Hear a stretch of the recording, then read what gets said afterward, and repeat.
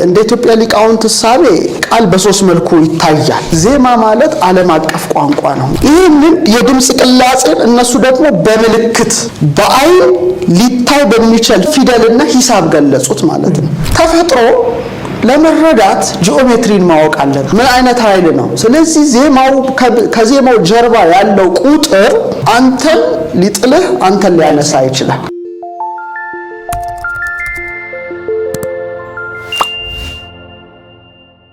መልካም እንግዲህ ቃል ስንል በጣም ሰፊ ነገር ነው።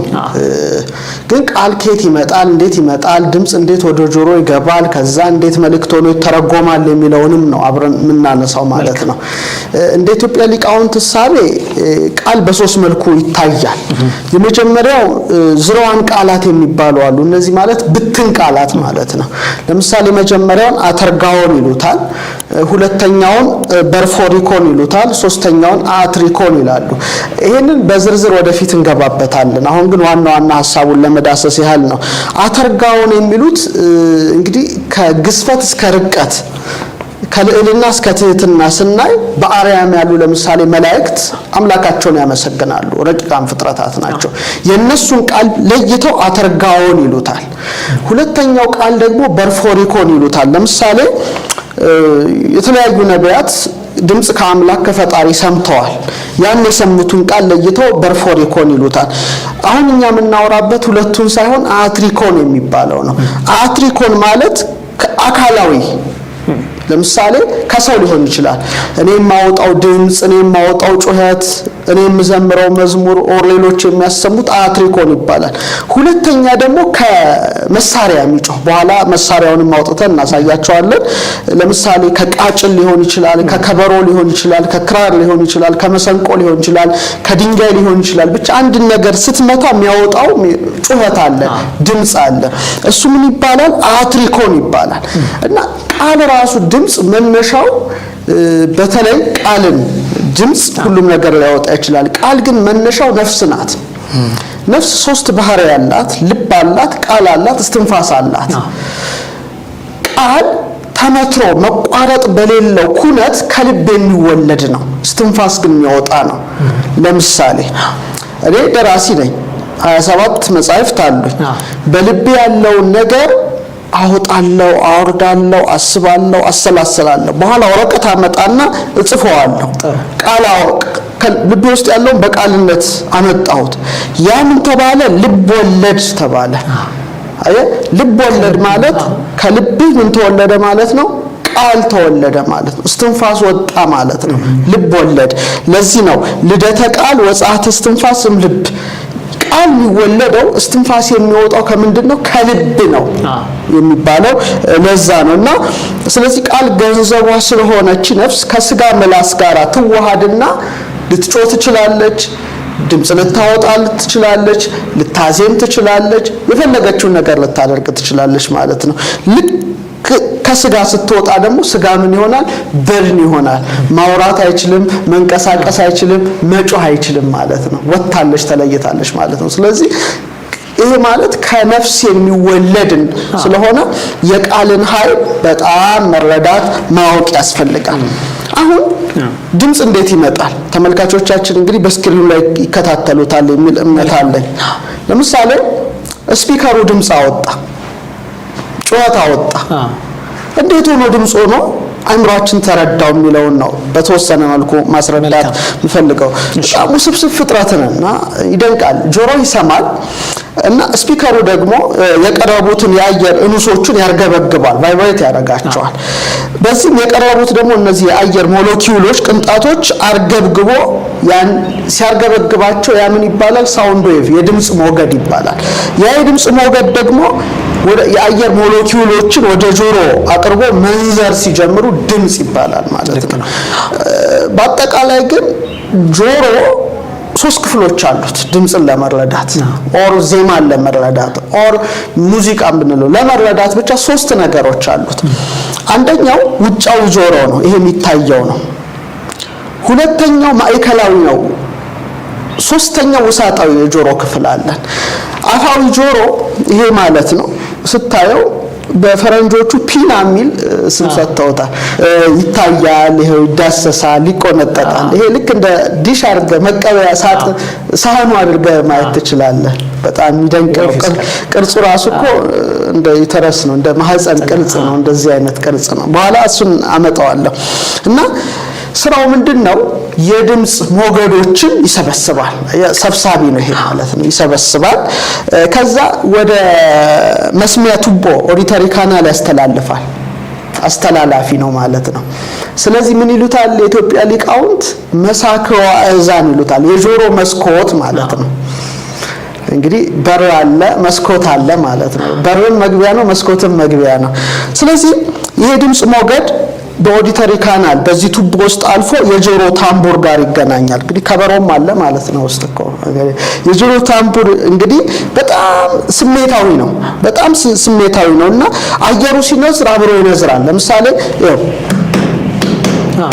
ንዝረት አለ ሁሉንም ነገር ስትመታው እና በጣም ስስ ከመሆኑ የተነሳ ሲነዝር አብሮ የሚነዝር ነው። ልክ አሁን የጠረጴዛ እንደሚል አሁን ከበሮ ስትመታ እንደሚንቀሳቀስ ያን ያንቀሳቅሰዋል ማለት ነው።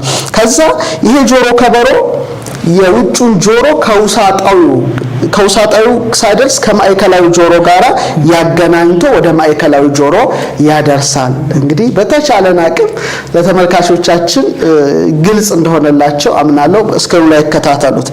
አሁን እንግዲህ ከጆሮ መስኮት ወደ ማዕከላዊ ጆሮ እንገባለን። ማዕከላዊ ጆሮ 3 ታናናሽ አጥንቶች አሉት። እንግዲህ አንድ ላይ ምን ይባላሉ? ኦሲክልስ ይላቸዋል ሳይንሱ። ማሊየስ፣ ኢንከስ እና ስቴፒስ ይባላሉ ሳይንሳዊ ስማቸው ነው። እና ቅርጻቸው አንደኛው መዶሻ ነው የሚመስለው። ሁለተኛው ደግሞ አንቪል፣ ይሄ መቀጥቀጫ ከታች ብረት ቅርጽ የሚወጣበት አለ አይደለ? ሁሌ ይታወቃል። እንደዚህ አይነት እሱን ይመስላል። ሶስተኛው ደግሞ እርካብ ይመስላል። እርካብ እንግዲህ ተመልካቾቻችን ፈረስ ላይ መቀመጫው ፈረሱ ተቀምጠ እግርም ያርፍበት እርካብ ይመስላል። ቅርጻቸው እንግዲህ አምላክ ሲሰራቸው በሶስቱ መዋቅር አድርጎ ነው የሰራቸው። እና ልክ የጆሮ ከበሮ ሲነዝር እነዚህ ኦሲክልሶች መንዘር አብረው ይጀምራሉ፣ ንዝረት ያመጣሉ ማለት ነው። ስለዚህ ከጆሮ ከበሮ ይህን ንዝረት ወደ ምን ያስተላልፋሉ? ወደ ውሳጣዊ ጆሮ ያስተላልፋሉ። ስለዚህ ይሄ ሁሉ ፕሮሰስ አልፎ ነው ድምጽ ተሰማኝ፣ ዜማውን ቅላጼ ለየሁት ምናምን ወዘተርፈ የሚባለው። ስራቸው ያው የድምጽ ሞገድን ወደ ውሳጣዊ ጆሮ እንዲደርስ ግፊቱን ይጨምራሉ። በጣም ግፊት ይጨምራሉ፣ ያጎላሉ። ምክንያቱም ፈሳሽ ነው። ፈሳሽ ስለሆነ ንዝረቱ ወደ ፈሳሽነት መለወጥ አለበት። ለምሳሌ ተመራማሪዎች ምን ይላሉ? ዋናን ያመጣሉ። ለምሳሌ እጅን አሁን እንደ ልብ ታንቀሳቀሳለህ። እኔ እያንቀሳቀስኩ ነው አይደል? ውሃ ውስጥ ግን ሲሆን ግፊቱ በጣም ይጨምራል። እጄን ለማንቀሳቀስ በጣም ግፊት ያስፈልገዋል። ስለዚህ በአየር ላይ ካሉ እንሶች ይልቅ በፈሳሽ ውስጥ ማንቀሳቀስ ስለሚከብድ ነው ግፊት ይጨምራሉ። ስለዚህ ይህን ፈሳሽ ወደ ንዝረት ለመቀየር ግፊቱ በጣም ከፍተኛ ይሆናል ማለት ነው። ከዛ ኦሲክልስ የድምጹ ግፊት ቢያንስ 20 እጥፍ ይጨምርና ወደ ውሳጣዊ ጆሮ ያስገባል። ይሄ ሁሉ የሚከናወነው ግን ቅጽበታዊ በሆነ መልኩ ነው። በጣም እኮ የሚደንቅ ነው። ሶስተኛውና አስደናቂው ነገር ከኢትዮጵያ ሳይንስ ጋር ማገናኘት የምፈልገው ነገር አለ። ውሳጣዊ ጆሮ ነው። ይሄ ውሳጣዊ ጆሮ አጥንት አይነት ቅርጽ አለው። እስክሪኑ ላይ ተመልካቾች ይመልከቱት እና ሶስቱ ከፊል ክበብ በጣም ወሳኝ ነው። ቀለበት መሳይ ቅርጽ አላቸው። በኋላ እናመጣቸዋለን። እና ፈሳሽ ይዘዋል። ይህ ፈሳሽ ምን ይባላል? ኢንዲሊም ይባላል። መሀል ላይ ያለው ሲሊያ ይባላል። ሲሊያ እንቅስቃሴ ነው። ለምሳሌ አንገት ወዴት እንደተንቀሳቀሰ ሲግናልን ወደ ብሬንህ ይልካል ማለት ነው። አሁን ጥቅማቸው ስንጓዝ ሚዛን መሆን ነው። በግዕዝ ቋንቋ ጆሮ እዝን ነው የሚባለው። ልክ ነው። ሊቃውንት ምንድነው የሚሉት? ሚዛን ይሉታል። ለምሳሌ ሊብራ የመስከረም ኮከብ ነው እናውቀዋለን። ከፀሐይ ጋር የሚውል ነው። ሚዛን ዳኞች የፍት ሚዛን አለ፣ ምን ሚዛን፣ ብዙ አይነት ሚዛኖች አሉ። ይሄ ግን እዝን ሲሉ ከሚዛን ጋር ለምሳሌ አፍ ሲባል ድምጽ ነው። አንፍ አፍንጫ ነው፣ ድምጸት አለው። ከድምጹ ጋር ነው የሚያያዘው ወይም ከቅርጹ ጋር ነው የሚያያዘውና ጆሮ ፍቹ እዝን ነው። እዝን ደግሞ ሚዛን ነው። አጠቃላይ ሚዛናችን በተለይ ጭንቅላት ሚዛናችንን የሚቆጣጠር ፈሳሽ ነው። እንዲህ ስንል ፈሳሹ አብሮ እንዲህ ይላል፣ እንዲህ ስንል አብሮ እንዲህ ይላል፣ እንዲህ ስንል ወደ ላይ ይሄዳል፣ እንዲህ ስንል እንትን ይላል፣ ይንቀሳቀሳል፣ ፈሳሽ ነው። ይሄ ማለት ባላንስን ይጠብቃል ማለት ነው። ልክ ለምሳሌ ልጆን አዙሪት ተጫውታ ደም ተጫውተናል። አዎ እንዲህ ትዞራለህ፣ ትዞርና ልክ ስትቆም ምንድነው የሚሆነው? መቆም አትችልም፣ ትወድቃለህ አይደል? ለምን ነው የምትወድቀው? አንተ ብትቆም እንኳን ፈሳሹ አልቆመም። ፈሳሹ ስላልቆመ አብሮ ይንቀሳቀሳል ማለት ነው። አብሮ ስለሚንቀሳቀስ ምን ሆነ ማለት ነው? አንተም ወደክ ማለት ነው። ስለዚህ በጣም ይገርማል። ከዛ ቀንድ አውጣ የሚመስል ቅርጽ ያለው ኮኬሊያ ይባላል። ኮኬሊያ በጣም አሁን ሰዓት ላይ ምርምር የሚደረግበት አካል ነው። ቀንድ አውጣ ነው የሚመስለው፣ ምክንያቱም ንዝረቱ ወደ ኤሌክትሪክ ተለውጦ ወደ አንጎል መድረስ አለበት። ይሄን የሚያከናውነው ደግሞ ኮክሊያ ነው። በጣም ውስብስብ ነው። ቅርጹ ቀንድ አውጣ ነው። በመላው ዓለም ብታይ አንድ ኮድ ልንገርህ ሳሚ። እሺ ሁሉም ነገር ጥፍጥፍ ሳይሆን ቅንፍ እንደዚህ ስፓይራል ነው ኔቸር። ይሄ እንደ ጎልደን ሬሾ ጎልደን የሚሉት ነገር ከዚህ ጋር የሚያያዝ ነው። አሁን በላሊበላ ውቅር አብያተ ክርስቲያናት ብትሄድ ቅርጾቹን ታያቸዋል። በደንብ አድርገህ ነው የምታያቸው። ሚልክዌይ ጋላክሲን ብትመለከተው፣ ሂሪኬንን ብትመለከተው፣ ሁሉም የሱፍ አበባን ብትመለከታቸው ቅርጻቸው እንደዚህ አይነት ቅርጽ ነው። ቀንድ አውጣንን ብትመለከተው እና ኮክሊያም አምላክ ሲሰራው የዛን ቅርጽ ሰጥቶት ነው የሰራው። በጣም ማወቅና ተመልካቾቻችን መረዳት ያለባቸው ማለት ነውና ይሄ እርካብ መሳዩ የጆሮአችንን ኮክሊያውን ሲመታው ፈሳሹ መንዘር ይጀምራል። ልክ ንዝረት ሲያመጣ የተለያዩ ብዙ ሴሎች አሉት። ይህን ንዝረት ወደ ኤሌክትሪክ ሲግናል ምልክቶች ይለውጣሉ ማለት ነው። አሁን ድምጽ ይገላል፣ ድምጽ ያድናል ምን ነው እዚህ አካባቢ ላይ እናናዋልና እነዚህ ኤሌክትሪክ ሲግናሎች በኦዲተሪ ነርቮች በኩል አልፈው ወደ አንጎል ይደርሳሉ። ከዛ ድምጽ ሆነው ይተረጎማሉ። ስለዚህ ግፊቱ በጣም እጅግ ሴንሲቲቭ እንደሆነ ተመልካቾች ይወቁት። ስለዚህ ድምጹ ምን ያህል የጮኸ ነው፣ ድምጹ ምን ያህል ያነሰ ነው፣ ከፍተኛ ፍሪኩዌንሲ ነው፣ ዝቅተኛ ፍሪኩዌንሲ ነው። አሁን ለምሳሌ ካሜራማናችን እየቀዳን ነው አይደል? ድምጹ ከፍ ያለ ነው ዝቅ ያለ ነው የሚለው ይረዳዋል ማለት ነው። ስለዚህ ዙተራውን ማለት ነው። ውጤቱም በአንጎላችን በድምጾች መካከል ያለው ጥቃቅን ልዩነት ይለያያል። ስለዚህ ዜማው ይሄን ያህል ነው፣ ይሄን ያህል ጩኸት አለው፣ ይሄን ያህል ልኬት አለው፣ ይሄን ያህል ምት አለው የሚባለው ነገር ሁሉ ይሄን ሁሉ ፕሮሰስ አልፎ ብሬናችን ጋር ደርሶ ነው ማለት ነው። ስለዚህ ተፈጥሮ እንዲህ ባለ ውስብስብ ቀመሯ ድምጽን ድምጽ አድርጋ ታሰማናለች፣ ዜማውን ጩኸት አድርጋ ታሰማናለች። የዜማው ልኬት ይሄን ነው ብለን ደግሞ እንድንተነትን ታደርገናለችና ተመልካቾቻችንና አድማጮቻችን ድምጽ እንዴት ይተረጎማል፣ ቃል እንዴት ይመጣል የሚለውን በዚህ እንደሚረዱት አምናለሁ። ዓለም አቀፍ ቋንቋ ነው ተብሎ ነው የሚገለጸው። ዜማ፣ ጩኸት የትም ተወለድ፣ የፈለከውን ቋንቋ ተናገር፣ ዜማ ሁሉን ወደ አንድነት የማምጣት ኃይል አለው። ዜማው ይስብሃል። ለምሳሌ አንድ ሰው እዚህ ሀገር መጥቶ እዚህ ሀገር ባለው ዜማ ሊሳብ ይችላል፣ ሌላ ቦታ ሊሆን ይችላል ኖሮ። ዓለም አቀፍ ቋንቋ ነው። ሂሳብ ዓለም አቀፍ ቋንቋ እንደሆነ ይሄም ቅላጼ፣ ጩኸት፣ ድምጸት ዓለም አቀፍ ቋንቋ ልክ ነው እና ቋንቋውን ብታቀው ባታቀው ይዞ ይከንፋል። ይሄ ኃይሉ ነው። ከነፍስ የሚወጣ ነው ብያለሁ። ስለዚህ የትም ቦታ ብትወለድ ምንም ቋንቋ ብትናገር ይዞ እልም አድርጎ ሊወስድ ይችላል። ለምሳሌ ቅዱስ ያሬድ በአፄ ገብረ መስቀል ፊት ዜማና ዜመ ነው። ንጉሱ በጣም ስለተከነፉ ሄዱ። ምንድነው ምጥቀት ውስጥ ገቡ። ሳያውቁት እግሩን በጦር ወጉት ነው። ደሙ ፈሰሰ። እሱም ማያውቅም እሳቸውም ማያውቁምና ይዞ ይከንፋል፣ ይዞ ይወጣል። ስለዚህ በዓለም ውስጥ ያለ ህዝብ ሁሉ ክብረ በዓላት አለው፣ ቤተ እምነት አለው፣ የማምለኪያ ስፍራ አለው። ከተማ ውስጥ ይሁን ገጠር ውስጥ ይሁን መንደር ውስጥ ይሁን በአጠቃላይ ደስታህን ልትገልጽበት ትችላለህ፣ ሐዘንህን ልትገልጽበት ትችላለህ፣ ባህልህን ልትገልጽበት ትችላለህ፣ ጀግንነትህን ልትገልጽበት ትችላለህ። ማገልጽበት ነገር የለም። ስለዚህ ሁሉም ሀገራት ሐዘናቸውን፣ ደስታቸውን፣ አምልኮታቸውን ሁሉ የሚገልጹበት ምን አላቸው ማለት ነው? የራሳቸው ቁም ዜማ አላቸው። የትም ቦታ ብትሄድ ጩኸት አለ፣ ድምጽ አለ። ስለዚህ ደስታን ልትገልጽ ትችላለህ፣ ሐዘንን ልትገልጽ ትችላለህ፣ ዋይታን ልትገልጽ ትችላለህ፣ ጀግንነትን ልትገልጽ ትችላለህ፣ ብዙ ነገር ልትገልጽ ትችላለህ። የራስ ምን አለው ማለት ነው? ቁም ዜማ አለው ማለት ነው። አሁን ወደ መሳሪያዎች አልገባሁም። ወደ መሳሪያ ደግሞ ራሱን ችሎ አንድ ነገር ነው። ስለዚህ መንፈሳዊ ሊሆን ይችላል፣ ሀገረኛ ሊሆን ይችላል፣ ባህላዊ ሊሆን ይችላል፣ ጩኸት አለው፣ ቅላጼ አለው በሚለው እንግባባ። ከዛ በኋላ ግን ሰዎች ምን ያደርጋሉ? ዜማቸውን ደግሞ የሚያስውቡበት የተለያዩ ድምጾችን የሚያወጡ መሳሪያዎችን ሰርተው የበለጠ ዜማቸውን ያሳምራሉ ማለት ነው። መሰንቆ ሊሆን ይችላል፣ ክራር ሊሆን ይችላል፣ ከበሮ ሊሆን ይችላል። እንግዲህ የቁም ዜማውን ምን አደረገው ማለት ነው? አሳመረው ማለት ነው። ስለዚህ ዜማ ማለት ሂሳብ ነው መዋቅራዊ ነው ማለት ነው። አሁን ከጠየቀኝ አንፃር ለምሳሌ ቅዱስ ያሬድን ደጋግማ አንስታል። ይህንን የድምጽ ቅላጼን እነሱ ደግሞ በምልክት በአይን ሊታይ በሚቻል ፊደልና ሂሳብ ገለጹት ማለት ነው። አስባውን ዜማን አታየውም ትሰማዋለህ እንጂ ግን ቶኑን ይሄን ያህል ነው ልኬቱ ፕሬዘንት አደረጉት።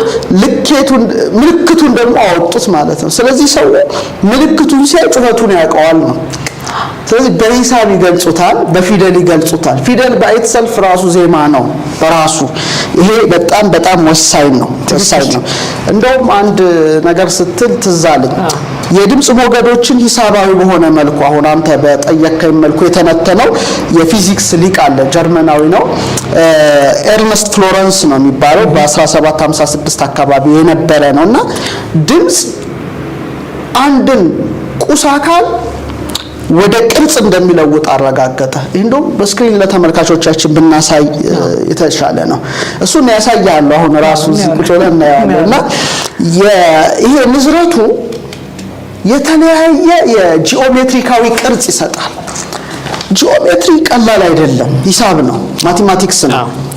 እንደውም እነ ፓይታጎረስ በክበብ ላይ በጎነ 3 ላይ በስኩዌር ላይ ያጠኑት ጥናት ቀላል አይደለም። እና አፍላጦን እንደውም የአቴንስ ትምህርት ቤቱ ላይ ምን ይላል? ጂኦሜትሪ ማያቅ ሰው ወደዚህ ትምህርት ቤት እንዳይገባ የሚል ትልቅ ባነር አስለጥፎ ነበር። ጋሊሌዮ ጋሊሊ ራሱ ምን ይላል? ተፈጥሮ ለመረዳት ጂኦሜትሪን ማወቅ አለብህ ይላል። በትክክል ነው። በቃ ሐሳቡ መጨረሻ ላይ ነው የምትረዳው። ሁሉም ነገር ቅርጽ ነው። ክብ ላይ ትችላለህ፣ አራት ማዕዘን ልታየው ትችላለህ። እና ይሄን ሳታውቅ ተፈጥሮ ልረዳ ማለት በሰንካልካላ መንገድ ውስጥ በጨለማ እንደመጓዝ ነው ይላል። ስለዚህ ድምፁ ምን ያደርገዋል? አንድን ቁስ አካል ወደ ቅርጽ ይለውጠዋል። ለምሳሌ ተመልካቾች ይመልከቱት። በቀጭን ዝርግ አሸዋ ላይ ድምጽ ይከፈታል። በጣም አስተውል። ዝርጋን ነው፣ ዝርግ ፕሌን ነገር ነው። አሸዋ ትጨምራለህ። ልክ ንዝረቱ አሸዋውን የሚገርም ቅርጽ ሰጠው። አንዳንዴ ይበታትነዋል፣ አንዳንዴ ይሰበስበዋል። በቃ ፓተርኑ ስታየው እጅግ ይገርማል። ሁሉም ንድፎች ደግሞ ቅርጾች ተመሳሳይ አልነበሩ። ድምጸቶቹ የሚሰጡት የአሸዋ ቅርጽ ሌላ ነው። ስለዚህ ለአሸዋ ክፈትለት ነው ድምጹን ይበታትነዋል፣ ይሰበስበዋል፣ ቅርጽ ይሰጠዋል። በጣም ያስደንቃል። ስለዚህ ቅድም የጠቀስኩት ፓይታጎረስ ቅድመ ልደተ ክርስቶስ 570 ዘመን የነበረ ነው። ጂኦሜትሪን የተጠበበበት ማለት ይቻላል ፓይታጎረስ። እና ትምህርት ቤቱ ውስጥ አቴንስ የነበረው ትምህርት ቤቱ አንደኛው ጂኦሜትሪ ነው ትምህርቱ፣ ሁለተኛው ግን ዜማ ነው ትምህርቱ የሚሰጠው። ዜማ ለሱ ጩኸት ብቻ አይደለም። በቃ ይሄ ነው፣ በቃ ሂሳብ ነው፣ ማቴማቲክስ ነው። አሁን እኛ ዜማ ሲባል ጩኸቱን ነው፣ ጩኸቱ ኡታው ድምጹ ቅላጼው ነው። እሱ አንድ ደረጃ ነው። ሌላው ግን መድኃኒት ነው። አሁን እናመጣዋለን። ድምጹ ሚገልህ ይሆናል፣ ድምጹ ሊያድንህ ይችላል፣ ድምጹ ሊሰባብርህ ይችላል፣ ድምጹ ሊጠግንህ ይችላል፣ ድምጹ ሊያስፈራህ ይችላል፣ ድምጹ ሊያስደስትህ ይችላል። በሂሳብ ቀመር ታወጣውና ያ ቀመር ምን ያደርጋል ማለት ነው? ሰውን ያስደስታል። ያ ቀመር ሰውን ያሳዝናል። ለምሳሌ ያዘንን ጉርጉሮ እንትን ይላል። ሳታውቅ እንባህን ብሎ ሆድ ይረበሻል አይደል? እንዴት ረበሸ? እንዴት ተቆጣጠረ? አንዳንድ ደግሞ በቃ ያፍንጥስ ያደርጋል። እንዴት እንድትፈነጥዝ አደረገ? ምን አይነት ኃይል ነው? ስለዚህ ዜማው ከዜማው ጀርባ ያለው ቁጥር አንተን ሊጥልህ አንተን ሊያነሳ ይችላል። ስለዚህ ፓይታጎረስ አንድ ዜማ ኦር ድምፅ አንድን ነገር ወደ ቁሳካሉን ወደ ቅርጸት ይሻላል መለወጡን ስለተረዳ አንደኛው ትምህርት የዜማ ትምህርት ነበር። ስለዚህ ዜማ ማለት ዓለም አቀፍ ቋንቋ ነው። እንግዲህ ዜማ ሲባል ውስን እንዳናደርገው ተመልካቾቻችን አደራ የምንለው በእኛ ብቻ እንዳንወስን ዓለም አቀፍ የትም ዓለም ዜማ አለ። ተፈጥሮ ራሱ ዜማ አላት፣ ሪትም አላት፣ ከዋክብት አላቸው። ሳይንስ ያረጋገጠው ሁሉም ተፈጥሮ ድምጽ ያወጣል።